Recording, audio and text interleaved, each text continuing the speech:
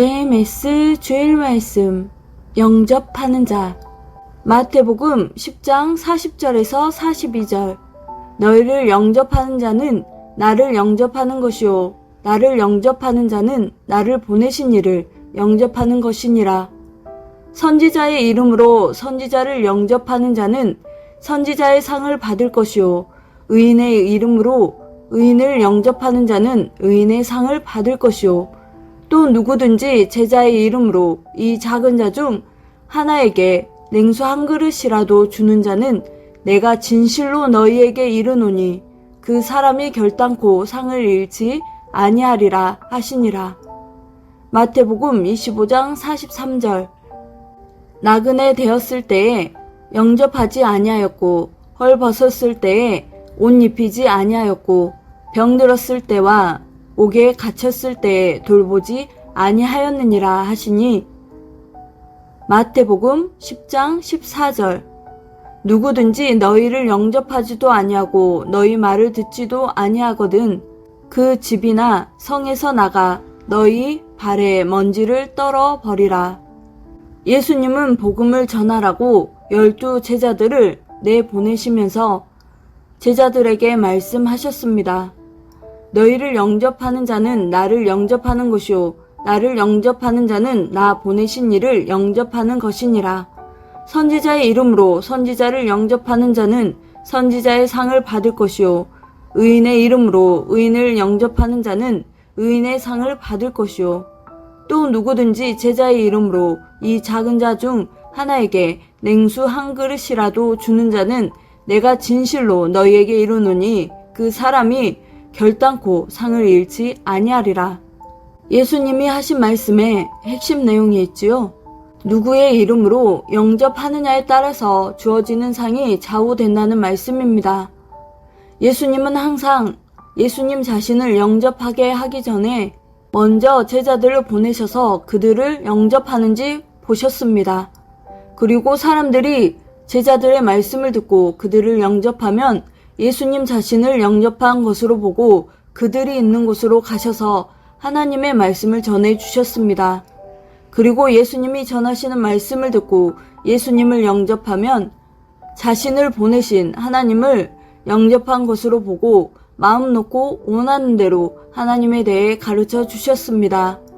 예수님이 오시기 전 구약의 유대 종교인들은 하나님을 그토록 믿으면서 하나님이 오시기를 최고로 소망하며 기다렸습니다. 그러나 하나님은 신의 모습으로 직접 오지 않으시고 자신이 사랑하는 예수님을 아들로 보내셨습니다. 예수님의 몸을 쓰고 하나님이 오신 것입니다. 그러나 유대의 종교인들은 하나님이 보낸 자 예수님을 영접하지 않고 하나님만 믿었습니다. 그들은 하나님이 보내신 예수님을 영접하지 않음으로 인해 하나님의 약속을 이루지 못했습니다. 하나님이 보내신 자를 먼저 영접하고 믿어야 됩니다. 하나님께서 자신이 보낸 자의 육신을 쓰고 그 시대의 뜻을 펴시기 때문입니다. 오히려 하나님을 믿지 않았던 이방인들이 예수님의 말씀을 듣고 예수님을 영접했습니다. 그러니 전능하신 근본자 하나님이 예수님의 육신을 쓰고 그들에게 나타나 말씀하고 가르치며 구원하셨습니다. 이로써 2000년 동안 자녀권 휴거 역사를 이루었습니다. 요한복음 1장 12절 말씀같이 되었습니다. 영접하는 자, 곧 그 이름을 믿는 자들에게는 하나님의 자녀가 되는 권세를 주셨으니. 마태복음 10장 40절 말씀과 맥락이 하나로 연결되는 말씀이 있는데 요한복음 5장 24절 말씀입니다. 내 말을 듣고 또 나 보내신 이를 믿는 자는 영생을 얻었고 심판에 이르지 아니하나니 사망에서 생명으로 옮겼느니라. 마태복음 10장 40절.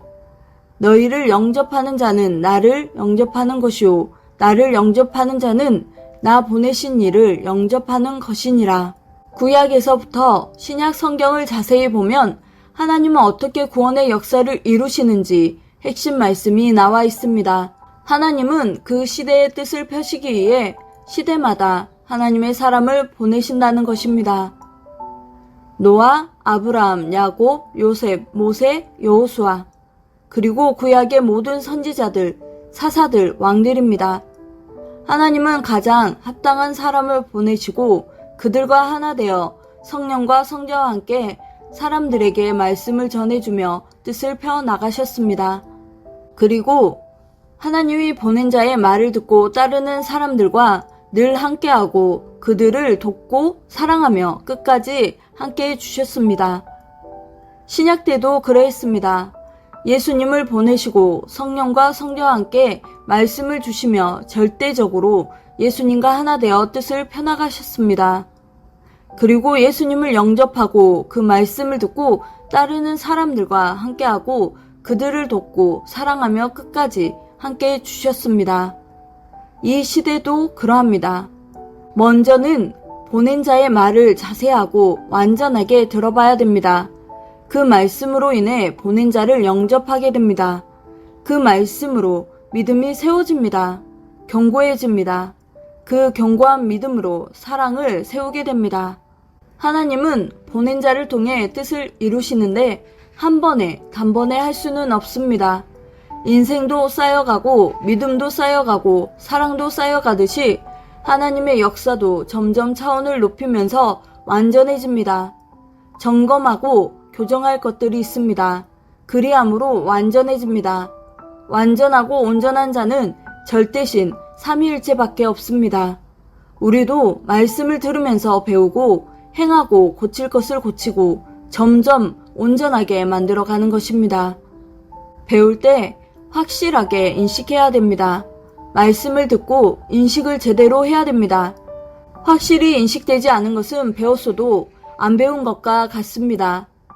지난날 이 같은 일들이 우리 각자에게도 일어났습니다.